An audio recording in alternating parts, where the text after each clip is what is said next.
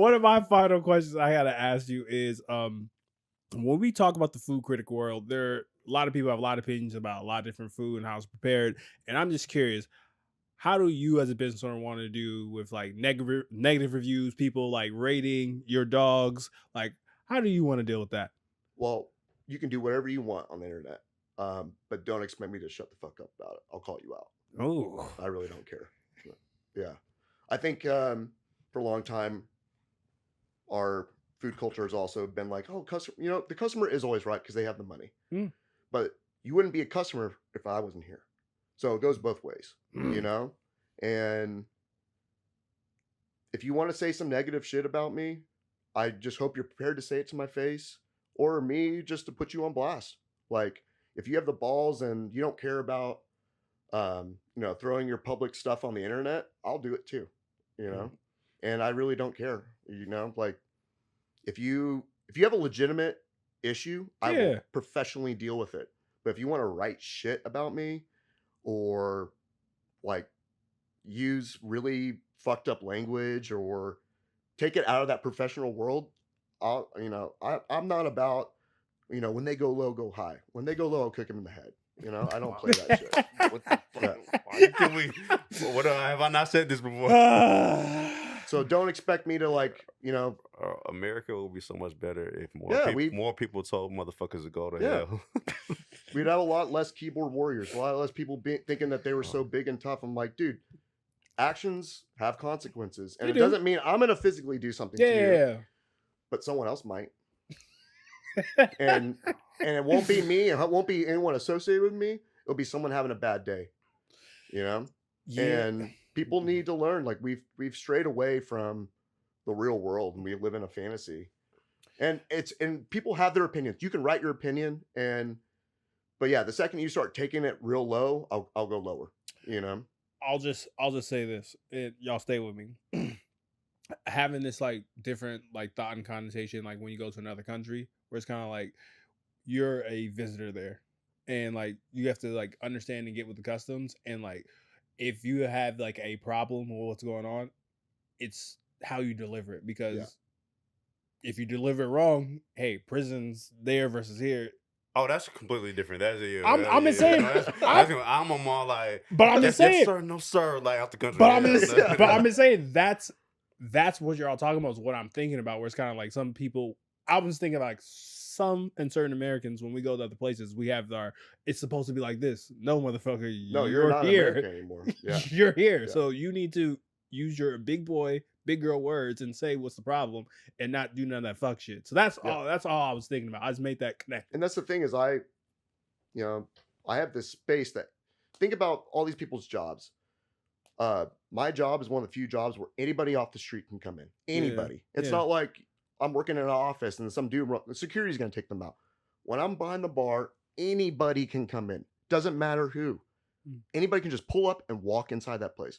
So it creates a very weird, like, microcosm of the world Yeah. because this public space, now all of a sudden I have to deal with anything. And that goes from people writing shit on the internet to saying shit, trying to steal shit, to homeless people coming in and starting fights or trying to break shit. Mm. Like it's a crazy, like people don't understand how much the public facing, essential workers, Mm. During COVID, they called us, have to deal with, Mhm. and I think after COVID, I'm just fed up. I just don't give a shit. I worked through COVID and, they didn't want to give us the vaccine first, but they wanted us to go to work every day. Mhm. And they were like, oh, everyone else can't go to work, but y'all are okay. And with the biggest number of deaths during COVID were line cooks.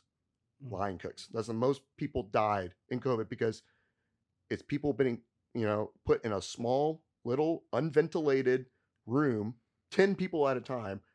There is no 6 foot. You're literally standing working around each other all day. So more people got COVID working in restaurants than any other job.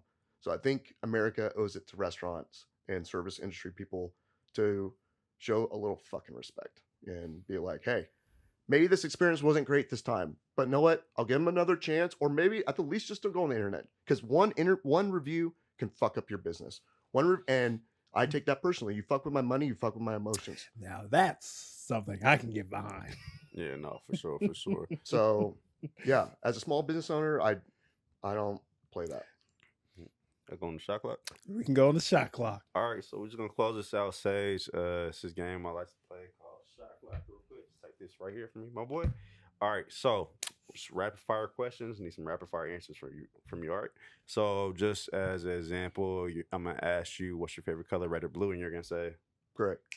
see, he gets it. He knows how to play. All right, all right, real quick. Just gonna look over this. All right, all right, let's go. Let me start out. Favorite hot dog condiment. Fuck. Sweet chili sauce. Damn, All right. okay. All right.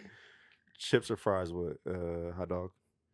I only sell chips, but I like fries. Oh. But I don't always order them. So it's 50-50.